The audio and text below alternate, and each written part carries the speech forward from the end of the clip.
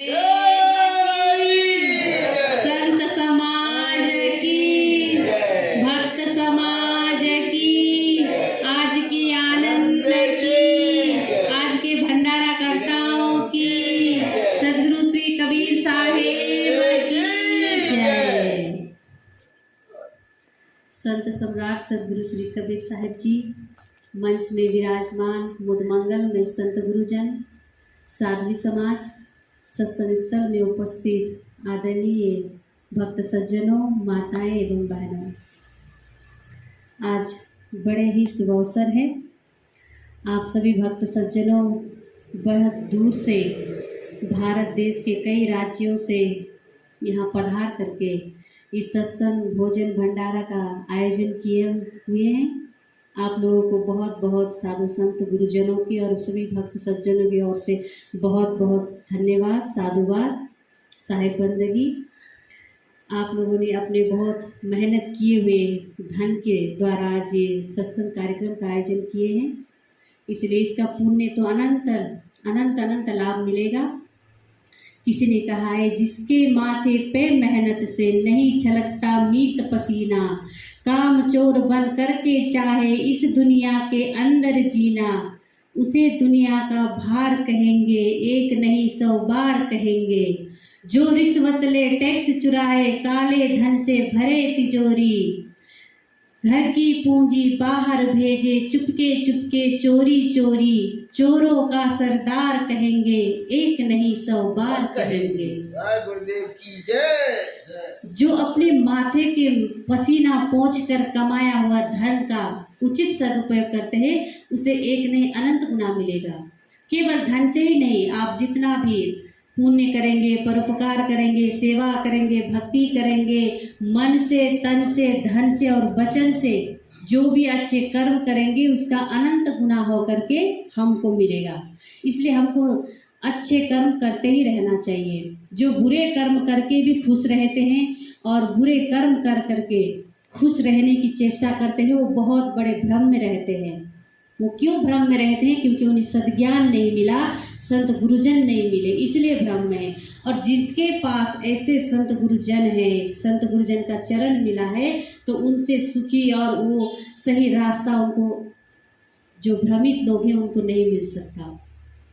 इसलिए ये सब जो भी हम क्रियाकर्म करते हैं, धर्म के, पुण्य के, भक्ति के, क्योंकि सही जीवन जीने के लिए, अच्छे जीवन जीने के लिए, जीवन का सही मार्ग पर चलने के लिए। और हम दुख करके, मेहनत करके धन कमाते हैं। क्यों? क्योंकि जीवन अच्छा हो, अपने बाल बच्चे अच्छे हो, पढ़ाई लिखाई ठीक से करा सके, उनका लालन पालन ठीक से करा सकें।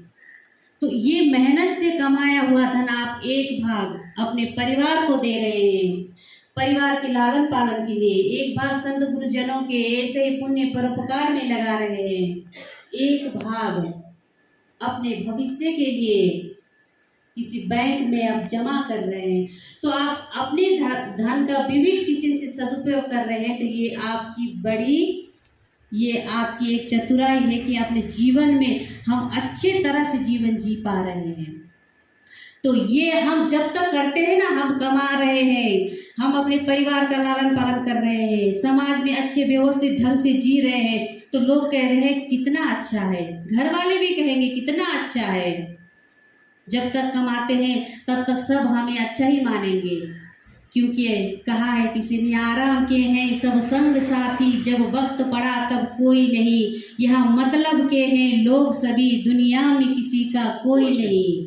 जब तक खूब कमाते हैं तब तक रिश्ते नाते हैं, फिर कुटुंब अलग हो जाते हैं, बूढ़े का साथी कोई नहीं। बाग भरा था फूलों से, इतराती तिरछी कलियां थी, गुल चंपों का मत फिकर करो, यहाँ रहने वाला कोई नहीं। यहाँ कौन रहता है? रहने वाले तो कोई नहीं है। एक ना एक दिन तो सबको जाना है, टिकट तो ऑलरेडी मिल ही चुकी है। जो आया है यहाँ पर उसको जाना ही होगा। आए हैं सो जाएंगे, राजा रंक फकीर, एक सिंहासन चढ़ चले, एक बंधे जात जंजीर। अब हमको तय करना है कि हमको सिंहासन पे बैठ के जाना है कि जंजीर में बंध करके जाना है। हम उसी की कोशिश कर रहे हैं ना, सिंहासन मिले। और सिंहासन कैसा? राजा महाराजाओं का सिंहासन, सब बहुत दुख से भरा हुआ है। हम कहते हैं स्वर्ग जाने की आशा, लोग कहते हैं स्वर्ग जाने के लिए अनेक अनेक पुण्य करते हैं, बहुत धन दान करते हैं, सोना चांदी हीरे मोती दान करते हैं ताकि ऊपर जाके मिल सके, स्वर्ग में वास हो। लेकिन स्वर्ग जैसा मलिन सुख कहाँ होगा? केवल भोगों की कल्पनाओं के लिए हम स्वर्ग जाना चाहते हैं।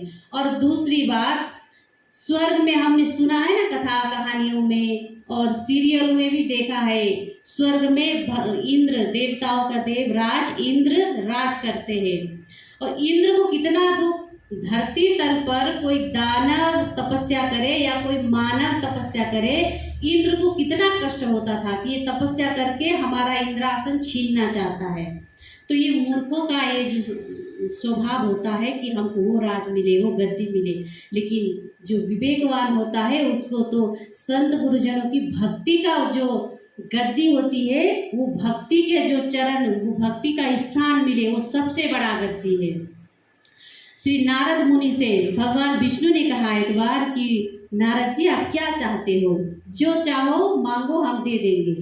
तो नारद जी ने कहा कि भगवान हमें कुछ नहीं चाहिए, बस आपके चरणों की भक्ति हमारे दिल में सदा बनी रहे, हमारे दिल में आपकी भक्ति कभी ना टूटे, बस वही आशीष दीजिए। बोलिए श्री सद्गुरुदेव की जय। तो हमारे दिल में भी संत गुरुजनों के प्रति ये जो श्रद्धा है, जो भक्ति है, वही बस बना रहे, उसी से हमारा जीवन बनता है। नहीं तो हमने जो कमाया वो छूटेगा, जो साथी संगी है वो भी छूटेंगे, और जो हमारे साथ में, हमारे सहारे में है, हम जिसके सहारे में है, वो भी सब भी छूटेंगे। नहीं चाहने पर भी चलना पड़ेगा, नहीं चाहने पर भी एक दिन चलना ही पड़ेगा। तो फिर इसी में अटक के रहना भी मूर्खता ही होगी। दुनिया बिना शरीर चलेगी नहीं, जीव बिना जीव बाँचे नहीं, जीव का जीव आधार, जीव दया करी पालिए, पंडित करो विचार। सदगुरु कबीर साहब जी का महामंत्र देखिए। गुरुवर तो हमें समझाते हैं हर एक शब्द में, एक शब्द गुरुदेव का ताका अनंत विचार, एक एक शब्दों में ऐसे महामंत्र दिए हैं गुरुदेव जी। अगर एक शब्द भी हम अपने हृदय में धारण कर पाएंगे तो हमारा कल्याण तो क्षण भर में हो जाएगा, पल भर में हो जाएगा। इसलिए ये दुनिया से भी है ना, आराम किए हैं सब संग साथी, जब वक्त पड़ा तब कोई नहीं। अगर आप काम करना छोड़ दें, आपका शरीर असक्त हो, आप कमा नहीं पाएंगे, कुछ कर नहीं पाएंगे घर में सेवा, तो घर परिवार भी आपको नहीं चाहेंगे। तात जननी कहे पुत्र हमारा, स्वार्थ राखी की न प्रतिपाला। स्वार्थ के साथ ही सब हमको मानते ही अपना। अगर जिस दिन हम सेवा भक्ति नहीं कर सकेंगे अपने घर वालों की, अपने परिवार की, देश भी यहाँ तक कि देखिए हम देश की सेवा करते हैं, हमारा शरीर असमर्थ रहेगा, तब देश वाले, सरकार भी हमको निकाल देगी, तो घर वाले कहाँ छोड़ेंगे। एक कहानी हमारे संत गुरुजनों से हम अक्सर सुनते रहते हैं। एक बूढ़े बाबा थे, घर परिवार में बहुत, उनके 4 बेटे 4 बहुएं, उनके 4-5 नाती पोते, अनगिनत नाती पोते, तो बहुत दुखी थे, रास्ते में बैठ करके रो रहे थे सुसक करके। तो उसी रास्ते से एक गुरु वहाँ से संत गुरुजन गुजर रहे थे, देखा बूढ़े बाबा रो रहे हैं, बिलख रहे हैं, पूछे क्या हुआ है। तो बोलते हैं कि घर परिवार में सब लोग हैं, कोई हमको देखते नहीं, कोई पूछते नहीं है, खाना पीना कोई ठीक ढंग से देते नहीं है, जब मन मर्जी चाहे तब देते हैं, नहीं तो हमको भूखे ही रहना पड़ता है, बहुत दुख है महाराज। तो संत गुरु कहते हैं इतना दुख है तो यहाँ क्यों रह रहे हो, हमारे साथ चलो, तुम्हें कोई दुख नहीं होगा, कोई कष्ट नहीं होगा, मस्त ध्यान साधना करना हमारे साथ में रह करके, फिर आनंद ही आनंद जीवन में। तो बूढ़े बाबा कहते हैं हम आपके साथ क्यों चले, जिसका कोई ना हो, जिसका कुछ ना हो, वो आपके साथ में जाए। अब फकीर होने के लिए तो कुछ ना हो और किसी के कोई ना हो तभी जाना। तो घर परिवार में मेरे तो बहुत बेटे, 4 तो बेटे, फिर 4 बहुएं, और फिर नाती पोते, धन संपत्ति जीवन भर कितना जोड़ा, कितना कमाया, सब कुछ तो है, फिर क्यों जाऊं आपके साथ। तो गुरु कहते हैं तो ठीक ही तो है, तो फिर रो क्यों रहे हो, दुख किस बात का, सब तुम्हारा, धन तुम्हारा, पुत्र परिवार तुम्हारा, सब तुम्हारे, तो तुम रो क्यों रहे हो। ये तो थोड़ा दुख होता है, कभी कभी दुख होता है, फिर अपने तो अपने ही है, तो अपने से दिया हुआ दुख थोड़ी देर रो लो, फिर सबको देखने के बाद दुख टल जाता है, भ्रम ही तो है ना।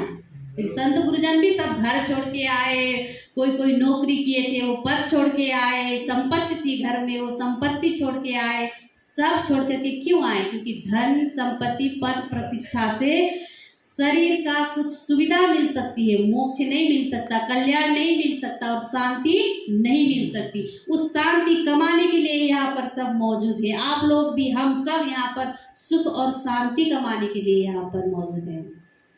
तो वो सुख वो बाबा को नहीं मिल रहा था, तो फिर गुरुदेव ने बता दिया कि ठीक है, तुम अपने परिवार के साथ रह करके वही सुख और शांति लेना चाहते हो तो ठीक है, वो भी तो तुम्हें थोड़ा एक उपाय बता देता हूँ, उपाय कर लेना, फिर तुम्हें सुख ही सुख मिलेगा। तो गुरुदेव जी ने 4 असरफियाँ दी, तो बोले कि जब रात होगी तो अपने झोपड़ी में बैठना। तो वो बाबा के लिए ना, वो अपने महल था, बड़े बिल्डिंग बनाए थे बेटे बहू लोग, उस बिल्डिंग में बूढ़े बाबा को रहने नहीं देते थे, क्योंकि कचरा होगा, गंदा होगा, मुंह से नाक से सब गंदा निकल रहा है, कपड़े साफ नहीं पहनते, तो वो गंदे आदमी को अपने परिवार के सामने, अपने फिर कोई रिश्तेदार आएंगे तो दिखाने में भी शर्म, बताने में भी शर्म कि ये हमारे पिता हैं, हमारे ससुर हैं। तो उस हिसाब से एक छोटी सी कुटिया कोने में बना दिए थे। तो कोने में बैठ करके गुरुदेव जी बताए कि जब रात होगा एक दिया जलाना और अपने पूरे खिड़की दरवाजे बंद करना, और ये जो 4 सिक्के हैं इसको बार बार गिनना, एक बार नहीं 100 बार 1000 बार गिनते रहना, 1 2 3 4 पूरी हो जाए, फिर 5 6 7 8 करके गिनते रहना, तब तुम्हें सुख मिलेगा। तो रात हो गई, बूढ़े बाबा शुरू हो गए, अपने कुटिया में दिए जलाए और उसको गिनने लगे। तो वहाँ से खनक खनक की आवाज़ आई। तो बहू है, पहले तो बहू आती चालाक होकर के, ससुर के पास कितना धन होता है, कहाँ रखे है छुपा के, तो आए और चुपके से सुन लिए, दरवाजे में बैठ करके सुन लिए, दिखाई तो नहीं दिया था क्योंकि दरवाजा खिड़की बंद था। तो गिनते थे वो, एक आवाज कर करके 1 2 3 4, फिर 5 6 7, ये तो गिन रहे हैं कुछ, मतलब इनके पास अभी भी कुछ है, इनको भी कुछ थोड़ा प्यार देना चाहिए, नहीं तो 4 में से कौन ले जाएगा इनके धन संपत्ति, पता नहीं। तो कल सुबह से जब सुबह हुई, सूरज निकला, तो जो पहले सुन ली थी वो बहू सुबह सुबह गरम गरम दूध लेके आई, अरे ससुर जी आपके लिए। तो बूढ़े बाबा का तो एकदम नजर ऐसे आँख खुली रह गई, गुरुदेव का वो महाराज जी का संत का वचन तो काम कर गया। तो फिर उस दिन से खूब उनके सेवा में तरक्की होती गई, सुबह दूध आने लगा, फिर पराठा वराठा नाश्ते में, फिर भोजन, फिर शाम का भोजन, खूब सेवा होने लगी। फिर दूसरी बहू ने सुन लिया, फिर बेटियों ने सुन लिया, धीरे धीरे करके तो सब एकदम सब जोर लगा करके पिताजी की सेवा करने लगे। और होते होते ऐसे ही पिताजी को अच्छा सेवा मिलने लगा, अपने घर में ला के रख लिए, अच्छे अच्छे कपड़े दिए, खूब नहाए धोए, साफ सुथरा रख दिए। तो एक दिन पिताजी का शरीर पूरा हो गया। पूरा होने के बाद जब देख लिए कि पहले तो धन देखना चाहिए, नहीं तो एक ही जाके देखेगा तो फिर कौन लूट ले जाएगा, किसको कब जाना पड़ेगा। तो चारों मिलकर पहले पिताजी के झोपड़ी में वो जो रखा था, वो झोपड़ी का पेटी था, पेटी में जाके देख लिए। तो बहुत सारा ढूंढे, सब तरफ ढूंढने के बाद 4 सिक्के निकले। और भी होगा 4 सिक्के तो नहीं होगा, रोज रोज गिनते थे। तो बहुत ढूंढने के बाद भी कुछ नहीं मिला, केवल 4 ही सिक्के मिला। और सब चौंके, मतलब वो समझ गए कि पिताजी हमें ये चौंका रहे थे।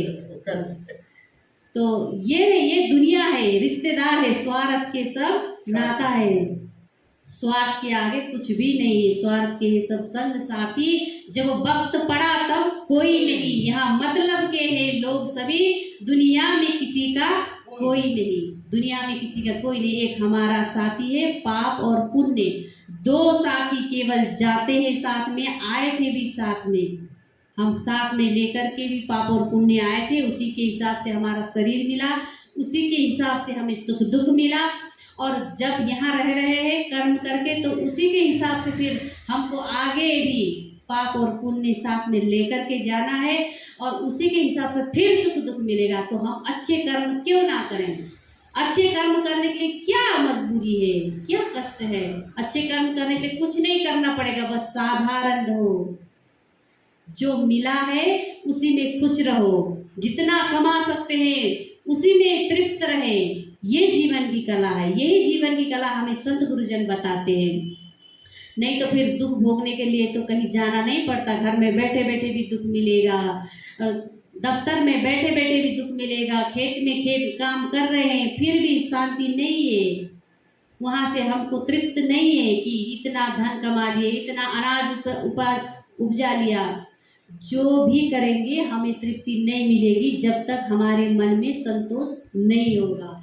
जब अपने दिल में संतोष जब तक नहीं रखेंगे तब तक शांति नहीं मिल सकती और सुख नहीं मिल सकता। सदगुरुदेव ने कहा है, संतोष संतोष सुख है, राहु तो हृदय जुड़ाए। हृदय जोड़ करके सबके साथ प्रेम के साथ, भाव के साथ, आदर के साथ, मीठे बोल के साथ जीवन जिएंगे तो उसी में सुख होगा। एक दिन जाना जरूर है, तो उसी के साथ पाप और पुण्य ले जाना है। पुण्य भरे कमाई करें और आगे जीवन में सदा ऐसी तरह से भक्ति सत्संग ज्ञान करते हुए अपने जीवन को पूरा करें, अपने जीवन को कल्याण मार्ग में आगे बढ़ाएं। तो इन्हीं शब्दों के साथ मैं विराम लेती हूँ। बहुत ज़्यादा टाइम हो गया, भजन के लिए तो टाइम नहीं हो गया। बोलिए श्री सदगुरुदेव की जय।